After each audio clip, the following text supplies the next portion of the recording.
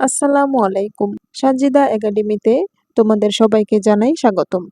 সুপ্রিয় শিক্ষার্থীরা, আমাদের আজকের ভিডিওতে আমি তোমাদের সামনে আলোচনা করব তোমাদের পঞ্চম শ্রেণীর ইংরেজি বইয়ের unit 12 how far is Saint Martin's.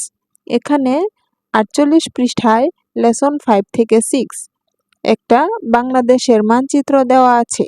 ইংরেজিতে হচ্ছে বাংলাদেশ ম্যাপ, অর্থাৎ বাংলাদেশের মানচিত্র দেওয়া আছে। আর 49 পৃষ্ঠায় লেসন 7 থেকে 8 এফ নাম্বারে লেখা আছে গ্রুপ ওয়ার্ক, অর্থাৎ দলীয় কাজ করো।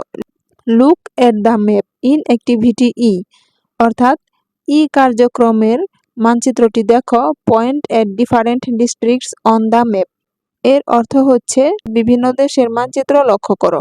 Do you know how far each district is from Dhaka, তুমি কি জানো প্রতিটি জেলা ঢাকা থেকে কত দূরে?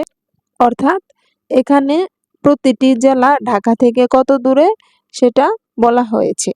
আমাদের আজকের ভিডিওতে আমি তোমাদের সামনে 49 পৃষ্ঠায় লেসন 7 থেকে 8 এফ নাম্বার প্রশ্নের উত্তর নিয়ে আলোচনা করব। এখানে 48 পৃষ্ঠায় আমরা দেখতে পাচ্ছি বাংলাদেশের একটা মানচিত্র দেওয়া আছে। মানচিত্রে ঢাকা হচ্ছে মানচিত্রের মধ্যে, অর্থাৎ ঢাকা মানচিত্রের মধ্যে, আর এর আশেপাশে বাংলাদেশের 64টা জেলা আছে, অর্থাৎ ঢাকা বাদ দিয়ে বাকি 63টা জেলার নাম দেওয়া আছে। এখন আমাদের দেখতে হবে ঢাকা থেকে ওই জেলার দূরত্ব কত কিলোমিটার। এখানে আমরা চট্টগ্রাম দেখতে পাচ্ছি, তাহলে চট্টগ্রাম হচ্ছে ঢাকা থেকে প্রায় 264 কিলোমিটার দূরে অবস্থিত। এখন এখানে আমাদের লিখতে হবে Chittagong is about 264 kilometres from Dhaka.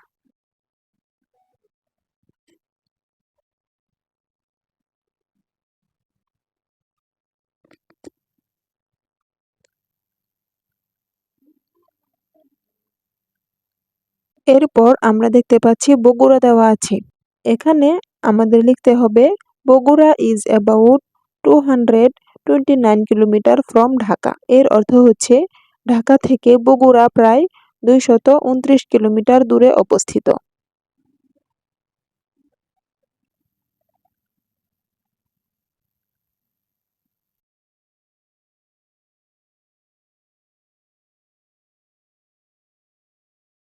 এরপর আমরা দেখতে পাচ্ছি সিলেট। এখন আমাদের লিখতে হবে Sylhet is about 346 kilometre from Dhaka, এর অর্থ হচ্ছে ঢাকা থেকে সিলেট প্রায় 346 কিলোমিটার দূরে অবস্থিত।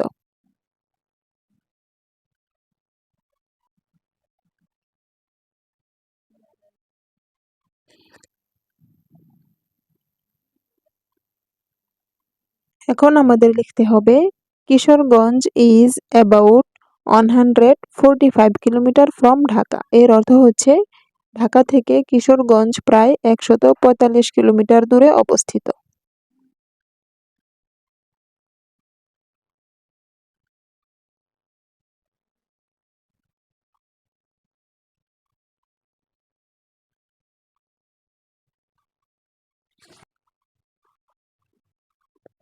আমরা দেখতে পাচ্ছি এখানে রাজশাহী জেলা দেওয়া আছে। এখন আমাদের লিখতে হবে Rajshahi is about 270 kilometre from Dhaka, এর অর্থ হচ্ছে ঢাকা থেকে রাজশাহী প্রায় 270 কিলোমিটার দূরে অবস্থিত।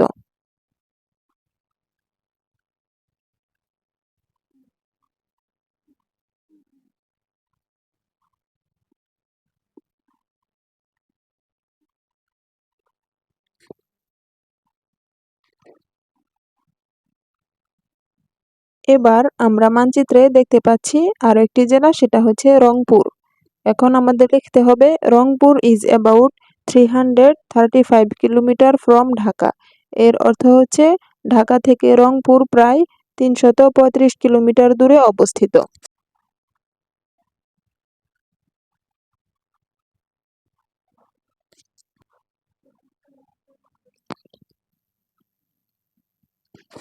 এবার আমরা দেখতে পাচ্ছি বাংলাদেশের আরো একটি জেলা যশোর।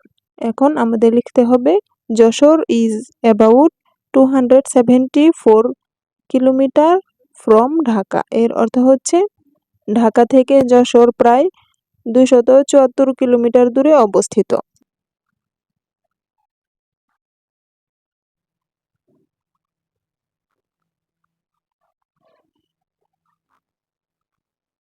ভিউয়ার্স, আমাদের ভিডিওটি আজকে এই পর্যন্তই ছিল।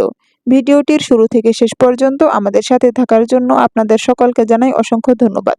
ভিডিওটি ভালো লাগলে অবশ্যই আমাদের চ্যানেলটিকে সাবস্ক্রাইব করে পাশে থাকা বেল আইকনটিতে ক্লিক করে আমাদের চ্যানেলের সাথেই থাকুন। দেখা হচ্ছে আবার পরবর্তী ভিডিওতে। ততক্ষণে সবাই ভালো থাকুন। আল্লাহ হাফেজ।